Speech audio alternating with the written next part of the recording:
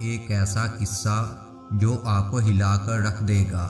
حضرت سفیان ثوری رحمۃ اللہ علیہ نے ایک نوجوان کو دیکھا جو قدم قدم پر صرف درود پاک پڑھ رہا تھا۔ اس پر آپ رحمۃ اللہ علیہ نے اس سے کہا، اے نوجوان، ہر جگہ کی اپنی دعائیں اور نوافل و اذکار ہیں، لیکن تم ہر جگہ صرف درود پاک ہی کیوں پڑھ رہے ہو؟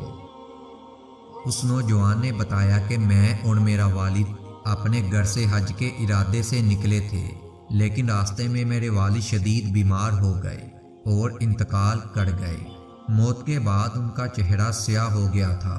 غم سے میری عجیب حالت ہو گئی۔ اسی وقت میری آنکھیں بوجھل ہوئیں اور مجھے نیند آ گئی۔ میں نے خواب دیکھا کہ ایک حسین و جمیل شخصیت جن کا حسن لاجواب و بے مثال ہے اور جن کے وجود سے خوشبو کی لپٹیں آ رہی ہیں، وہ میرے والد کے پاس آئے اور ان کے چہرے سے کپڑا ہٹا کر اپنا ہاتھ پھیرا، جس سے میرے والد کا چہرہ روشن ہو گیا۔ میں نے آگے بڑھ کر ان کا دامن تھام لیا اور ان سے پوچھا، آپ کون ہیں؟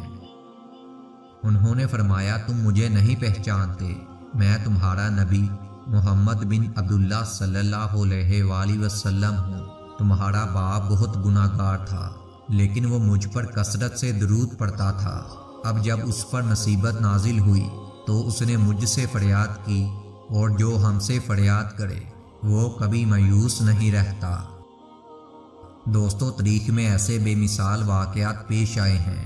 حضور صلی اللہ علیہ وآلہ وسلم پر درود بھیجنے کی اتنی برکت ہے کہ اللہ تعالیٰ خود اپنے محبوب حضور صلی اللہ علیہ وآلہ وسلم پر درود بھیجتا ہے۔